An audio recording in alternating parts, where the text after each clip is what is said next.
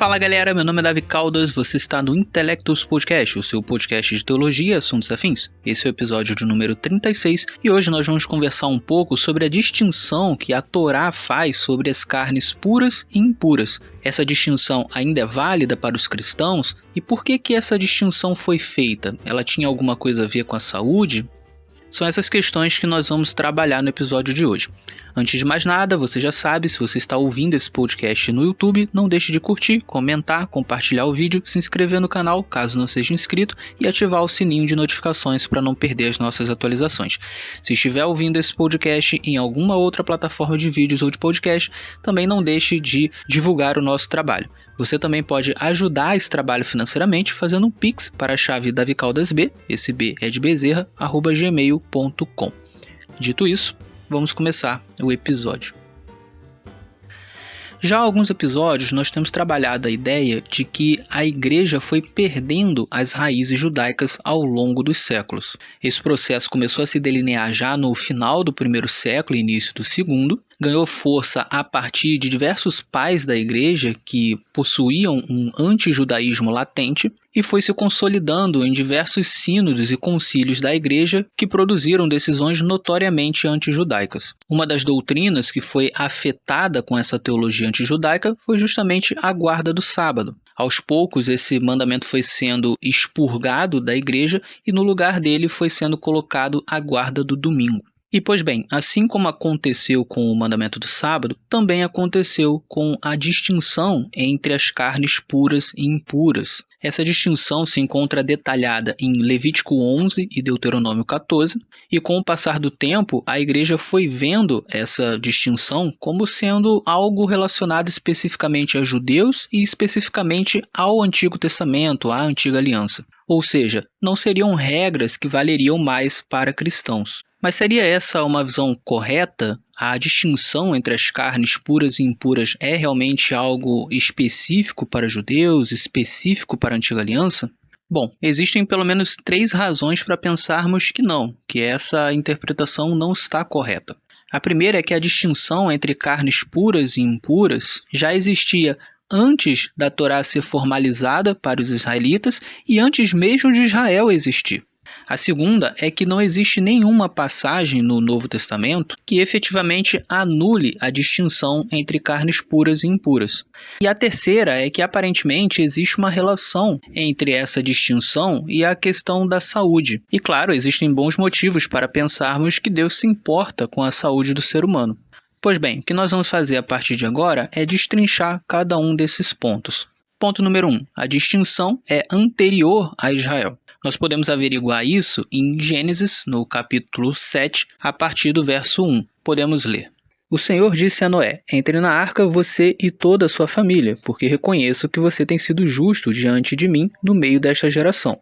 De todo animal puro, leve com você 7 pares, o macho e sua fêmea. Mas dos animais impuros, leve um par, o macho e sua fêmea. Mais para frente, a partir do verso 8, podemos ler ainda. Dos animais puros, dos animais impuros, das aves e de todo animal que rasteja sobre a terra, entraram para junto de Noé, na arca, de 2 em 2, macho e fêmea, como Deus havia ordenado a Noé. Ora, como o ouvinte deve saber, Noé viveu muitos séculos antes de Abraão e muitos séculos antes da nação de Israel. E apesar disso, o que lemos aqui no relato é que não só já existia uma distinção entre alimentos puros e impuros, como o próprio Deus ordena a Noé que seja observada essa distinção na hora de separar os animais para entrar na arca. Cabe lembrar ainda que, segundo a tradição, Moisés escreveu os 5 livros da Torá, incluindo o livro de Gênesis. Se isso é verdade, eu acredito que sim, isso significa que o mesmo autor que escreve sobre os alimentos puros e impuros lá em Levítico 11 e em Deuteronômio 14, escreveu esse trecho de Gênesis. Ou seja, é bastante provável que ele esteja falando sobre a mesma coisa. Até porque, aqui em Gênesis, ele não explica o que são os alimentos puros e impuros. Isso é um indicativo de que, como ele já tinha explicado em Levítico 11 e Deuteronômio 14, não foi necessário explicar em Gênesis. Além do mais, é possível que o povo já conhecesse essa tradição a partir de uma longa e antiquíssima tradição oral.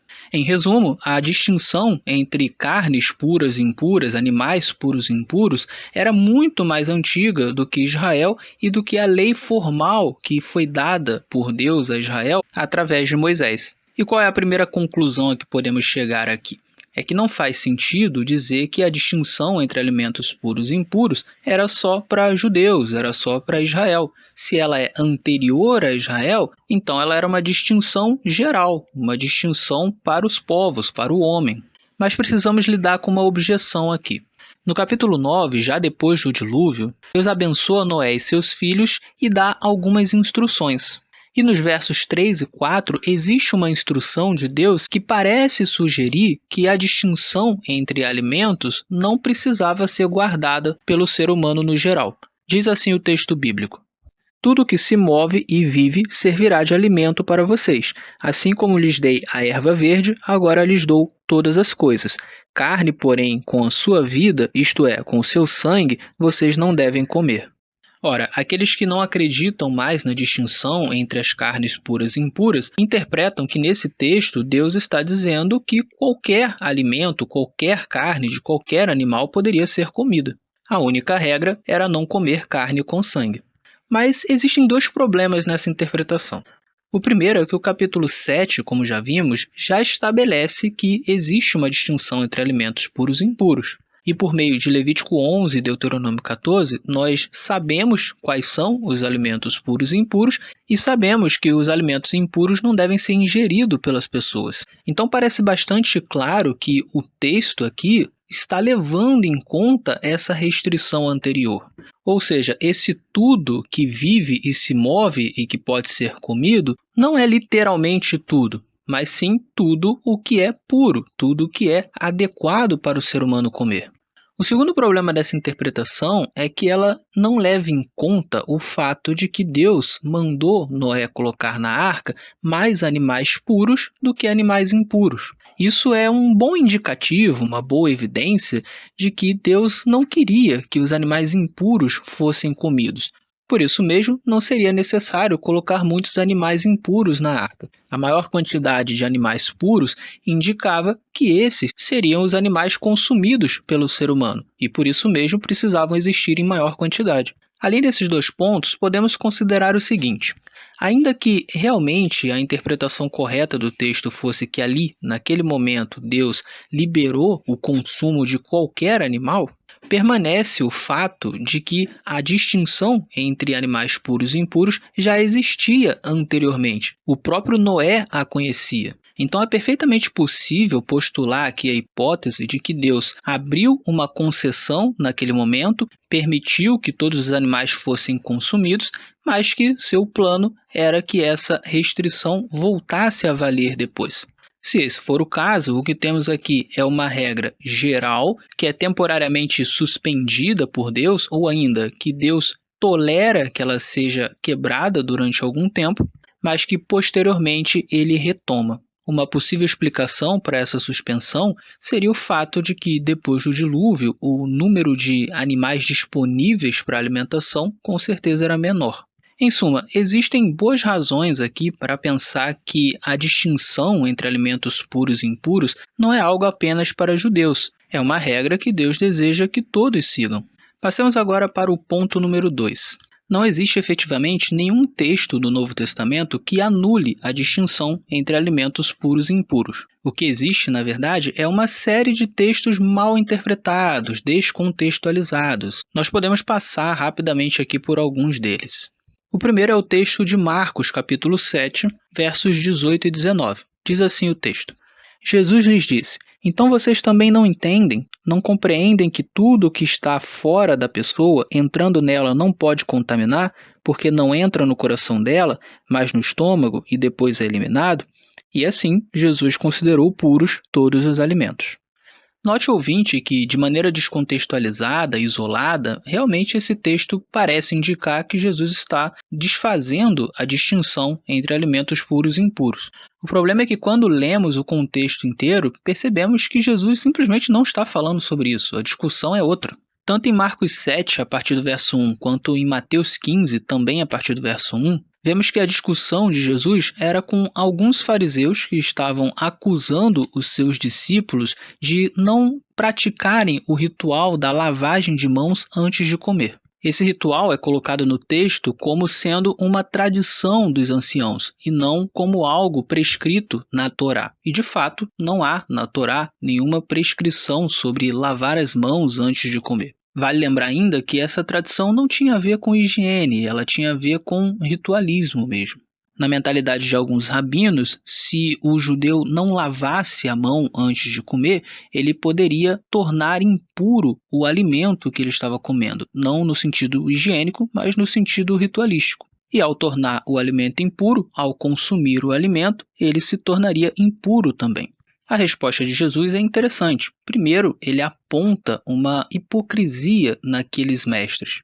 Isso porque aqueles mestres, embora levassem tão a sério essa tradição, cometiam erros básicos naquilo que efetivamente era a lei de Deus. Jesus dá o exemplo do mandamento de honrar pai e mãe. Muitos rabinos entendiam que se um homem separasse determinada quantia de seus bens como oferta ao Senhor, ele se tornava dispensado de ajudar financeiramente os seus pais. Jesus então arremata que, assim, os mestres da lei muitas vezes transgrediam mandamentos de Deus por meio de tradições de homens. Em suma, Jesus está ensinando que os mandamentos de Deus que estão na Torá são mais importantes que as tradições dos anciãos.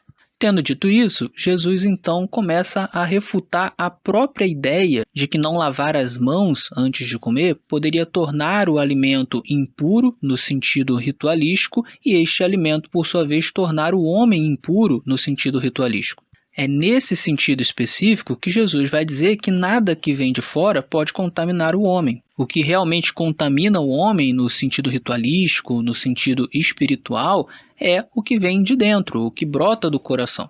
Em suma, quando o texto diz que Jesus considerou puros todos os alimentos, ele não está se referindo a todos os alimentos possíveis. Ele também não está discutindo aqui a questão dos alimentos puros e impuros de Levítico 11 e Deuteronômio 14. O contexto é a controvérsia do ritual da lavagem de mãos. Ou seja, quando Jesus considera puros todos os alimentos, ele está se referindo a alimentos que foram consumidos sem que houvesse o rito da lavagem de mãos. Isso fica muito claro na passagem paralela a Marcos 7, que é Mateus 15. Nos versos 19 e 20, nós vemos que Jesus conclui assim a sua mensagem.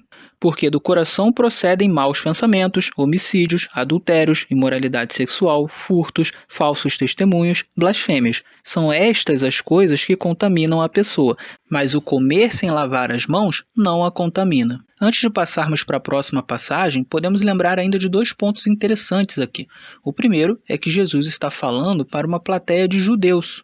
Assim, é evidente que se ele torna puros todos os alimentos, esse todos se refere a todos os alimentos que os judeus comiam. Então, a questão aqui não pode estar envolvendo os alimentos impuros de Levítico 11 e Deuteronômio 14. O segundo ponto é que, no contexto, Jesus está exaltando a lei de Deus em detrimento da tradição dos anciãos. Então, não faria nenhum sentido que Jesus terminasse a sua mensagem atacando a própria lei de Deus. Afinal de contas, a distinção entre alimentos puros e impuros faz parte da lei de Deus, faz parte da Torá. Muito bem, a segunda passagem que costuma ser mal interpretada nessa questão dos alimentos puros e impuros está em Atos, no capítulo 10. Esse capítulo narra a ocasião em que o apóstolo Pedro teve um sonho muito esquisito. Nesse sonho, descia um lençol do céu cheio de animais, alguns puros, outros impuros, todos misturados, e uma voz dizia a Pedro que ele deveria matar e comer. Pedro responde que ele não faria isso porque ele nunca havia comido nenhum animal impuro ou imundo, mas a voz insiste com Pedro dizendo que ele não deveria considerar impuro aquilo que Deus purificou. Isso acontece 3 vezes no sonho e então o lençol é recolhido de volta. Posteriormente, Pedro acorda do sonho e tenta entender o que significava aquela mensagem.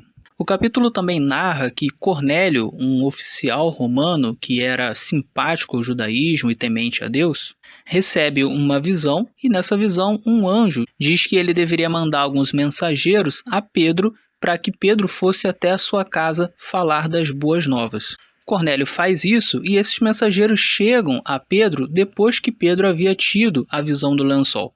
Pedro então se dispõe a ir na casa de Cornélio e quando chega lá, prega o evangelho tanto para Cornélio quanto para sua família. O resultado é que eles recebem o Espírito Santo, então Pedro reconhece que eles são crentes verdadeiros e ordena que eles sejam batizados.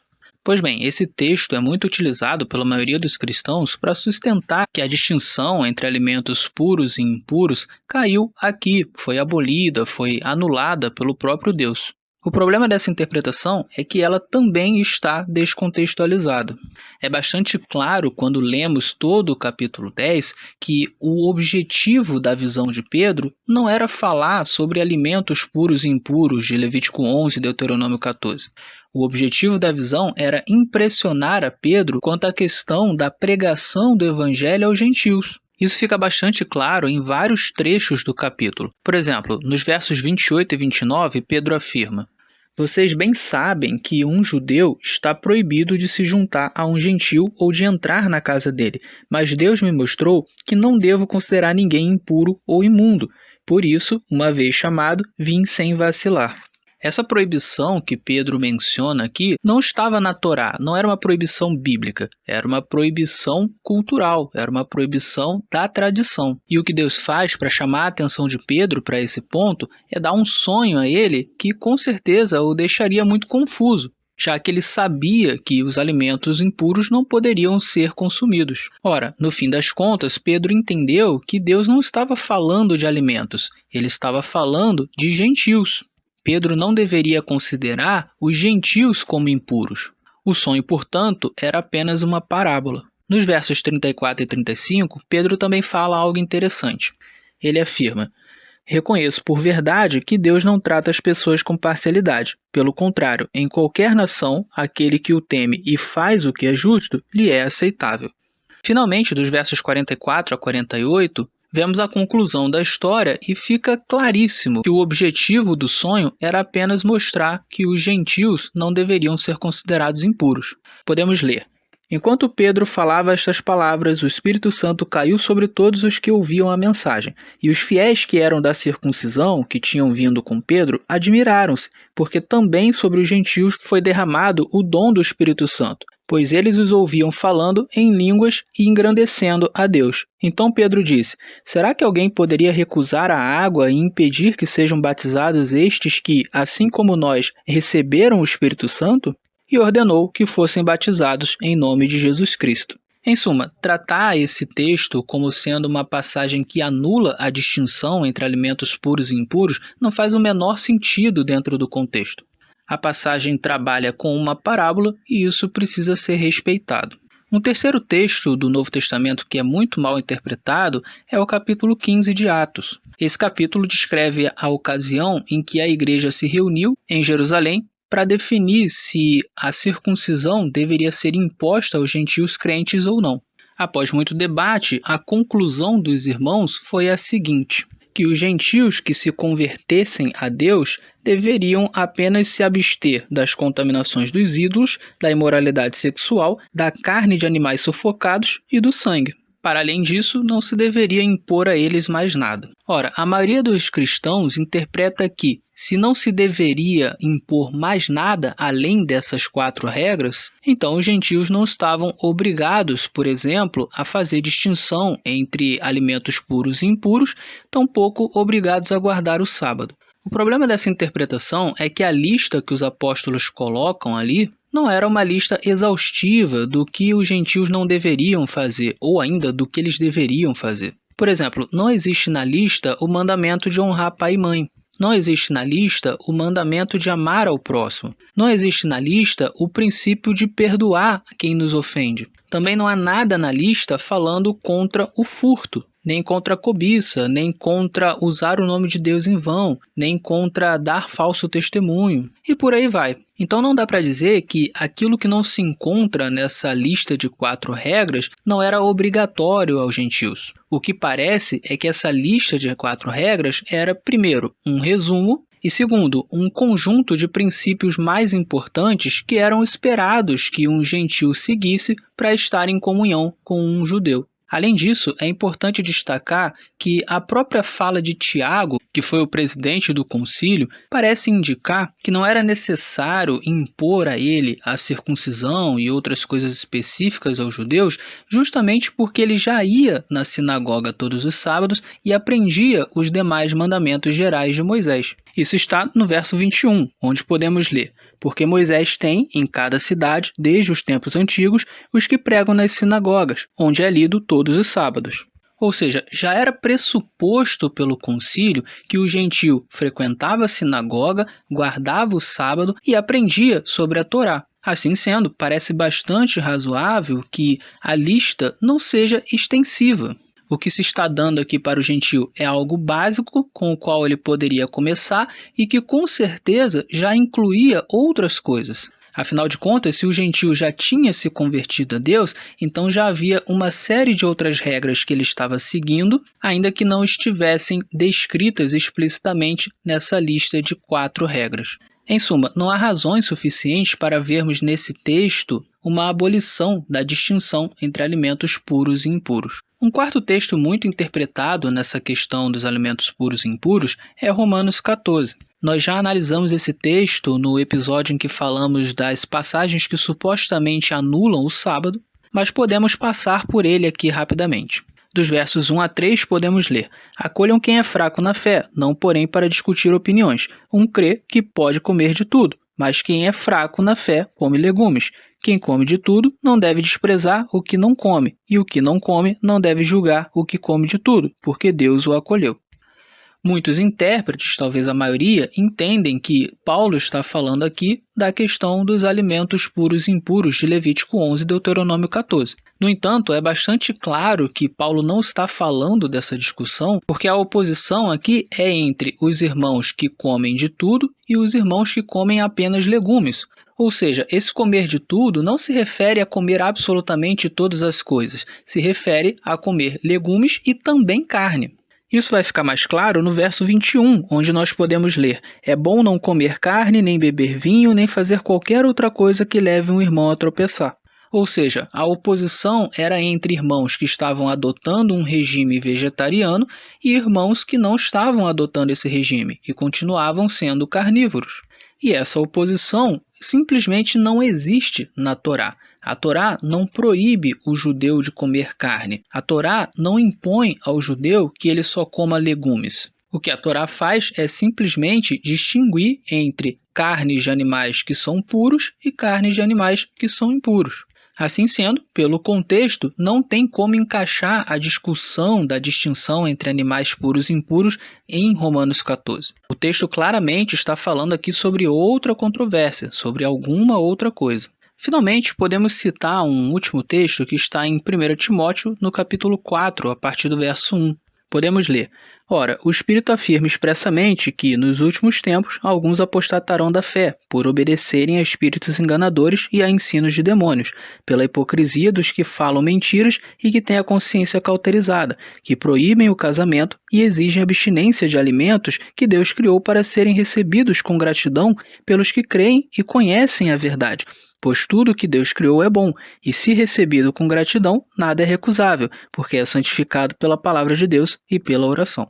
Muitos interpretam esse texto como se referindo aos alimentos puros e impuros de Levítico 11 e Deuteronômio 14. Mas essa interpretação também tem vários problemas. Primeiro, a distinção entre carnes puras e impuras não pode ser considerada um ensino de demônios. Afinal de contas, ela é ensinada na Torá, a palavra de Deus. Segundo, não existe nenhum mandamento na Torá que proíba o casamento. E Paulo está falando aqui sobre grupos que não só proibiam que determinados alimentos fossem consumidos, mas que também proibiam o casamento. Ou seja, não parece que ele está se referindo a grupos que simplesmente seguem a Torá. Terceiro, Paulo está dizendo aqui que esses grupos proibiam alimentos que Deus criou para serem recebidos. No entanto, Deus não criou todos os alimentos para serem recebidos. Ele não criou todos os animais para serem consumidos. Assim, parece que Paulo está falando sobre algum grupo que estava proibindo não o consumo de alimentos considerados impuros pela Torá, mas sim o consumo de alimentos que eram considerados puros pela Torá. Talvez esses grupos estivessem proibindo, por exemplo, o consumo de carne de boi.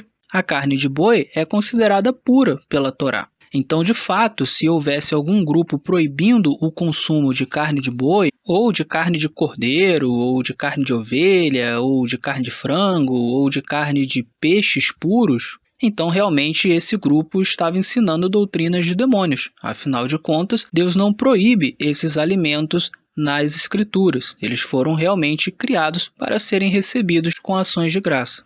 Em suma, parece haver uma forçação de barra aqui para que esses textos realmente incluam a questão da distinção entre alimentos puros e impuros. Mas, no fim das contas, respeitando o contexto dessas passagens, não é possível encaixar essa temática em cada um desses textos. E assim sendo, não há nenhum texto no Novo Testamento que efetivamente anule essa distinção entre carnes puras e impuras.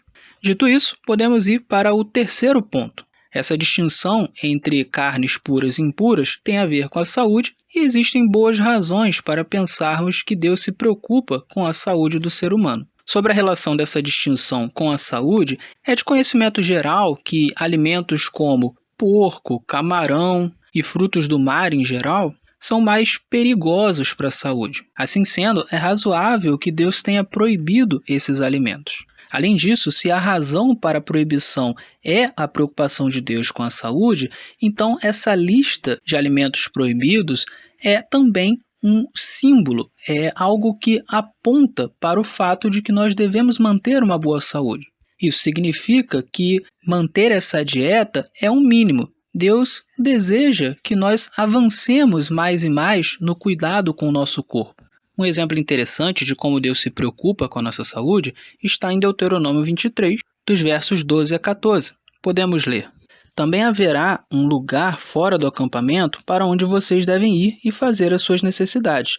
Tenham entre as suas armas uma pá, e quando alguém se abaixar fora do acampamento, cavará um buraco com a pá e, virando-se, cobrirá as fezes com a terra, porque o Senhor, seu Deus, anda no meio do acampamento de vocês para livrá-los e para entregar os inimigos de vocês em suas mãos. Portanto, o acampamento de vocês deve ser santo, para que ele não veja em vocês coisa indecente e se afaste de vocês. Note então que existia uma ordem para que os hebreus fizessem as suas necessidades fora do acampamento e ainda enterrassem essas fezes em um buraco com uma pá.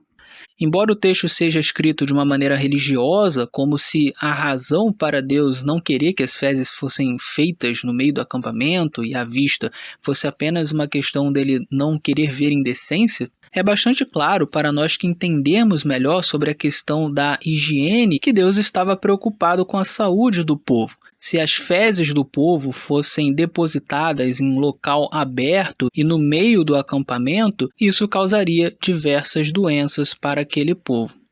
Outro texto interessante está em 1 Coríntios, no capítulo 6, versos 19 e 20. Podemos ler: Será que vocês não sabem que o corpo de vocês é santuário do Espírito Santo, que está em vocês e que vocês receberam de Deus e que vocês não pertencem a vocês mesmos, porque vocês foram comprados por preço? Agora, pois, glorifiquem a Deus no corpo de vocês. Embora o contexto dessa passagem se refira à responsabilidade do crente de não se entregar à imoralidade sexual, é certo que o argumento de Paulo está baseado em um princípio. O princípio de que nós não pertencemos a nós mesmos e de que nós, uma vez crentes, recebemos o próprio Deus dentro de nós. O Espírito Santo habita em nós. É por essa razão que nós não devemos praticar imoralidade contra o nosso corpo. E seguindo a mesma lógica, não seria errado dizer que nós não devemos tratar o nosso corpo de qualquer forma em relação à saúde. Tratar mal o nosso corpo seria destruir uma obra divina, algo que não pertence a nós. E se nós somos realmente a habitação do Espírito Santo, aí mesmo que nós deveríamos tratar o nosso corpo da melhor maneira possível.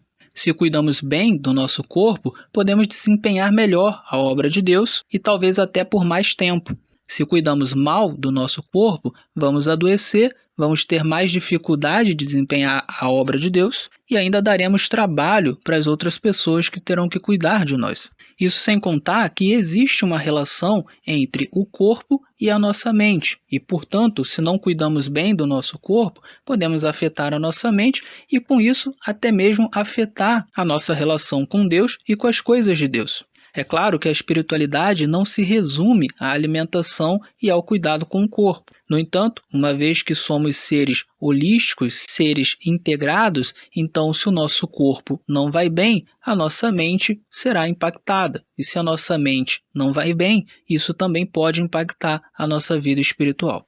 Outro texto interessante que podemos citar está em 1 Tessalonicenses, capítulo 5. No verso 23, podemos ler: "O mesmo Deus da paz os santifique em tudo, e que o espírito, a alma e o corpo de vocês sejam conservados íntegros e irrepreensíveis na vinda de nosso Senhor Jesus Cristo." Embora talvez Paulo não esteja necessariamente pensando em saúde nesse texto, não deixa de ser interessante ressaltar que Paulo está falando sobre como o homem é uma unidade, alma, espírito e corpo. E existe aqui uma preocupação para que mantenhamos íntegros também o nosso corpo. Assim, parece que, por princípio, nós podemos deduzir daqui que também devemos cuidar da nossa saúde física e, por que não, da nossa saúde mental, intelectual, emocional e etc. Todos os aspectos do nosso ser e todas as nossas potencialidades devem ser desenvolvidas em honra e glória do Senhor Jesus. Eu gostaria de terminar com uma breve reflexão. Conforme já mencionei no início desse episódio, a igreja foi se afastando das raízes judaicas ao longo dos séculos. Isso começou a acontecer no final do primeiro século e início do segundo, tomou corpo com os pais da igreja, que começaram a desenvolver uma teologia antijudaica, e foi se solidificando ao longo dos diversos concílios e sínodos que se sucederam. Pois bem, uma das consequências desse afastamento das raízes judaicas foi que o dualismo platônico começou a influenciar muito fortemente a igreja. Segundo esse pensamento, existe o mundo sensível, que é esse que nós vemos e podemos tocar, e o mundo das ideias, que é um mundo imaterial. Nesse mundo das ideias, existiria a essência das coisas, a forma perfeita de todas as coisas. No caso do homem, a sua essência, a sua forma perfeita, seria a sua alma imaterial. Por conseguinte, o seu corpo seria imperfeito e não muito importante. Afinal, o que importa realmente é tudo o que é imaterial, incluindo a alma do homem. O desdobramento lógico desse pensamento ao longo do tempo foi que o corpo não importa, nem o corpo e nem o mundo material criado por Deus. E se isso é verdade, está aí mais uma razão para que os cristãos não dessem bola para a distinção entre alimentos puros e impuros ou para qualquer coisa que se relacionasse ao corpo. Se o corpo e a matéria não importam, então eu posso tratá-los como eu quiser, como eu bem entender. A visão hebraica bíblica, no entanto, é totalmente diferente. Para o hebreu, a matéria é essencialmente boa e o corpo é essencialmente bom. Por quê? Porque Deus criou tanto uma coisa quanto outra. Além disso, na própria Torá, em Gênesis, quando Deus cria a terra e o homem, ele afirma a todo momento que o que ele fez é bom. E não é por acaso que a grande esperança dos apóstolos era a ressurreição dos mortos. Essa ressurreição era física mesmo e estava no centro da fé dos hebreus. Quando, portanto, deixamos de lado o dualismo platônico e voltamos para a visão hebraica, a visão holística do homem, a visão do mundo material e do corpo físico como coisas essencialmente boas, então a questão de como tratamos do nosso corpo e inclusive do que nós comemos volta a ser importante.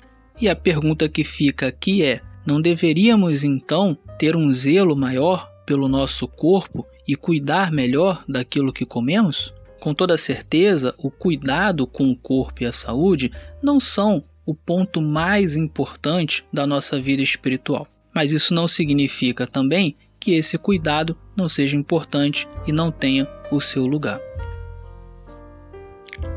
Muito bem, eu vou ficando por aqui. Espero que o ouvinte tenha apreciado o episódio. Fique com Deus e até o nosso próximo encontro.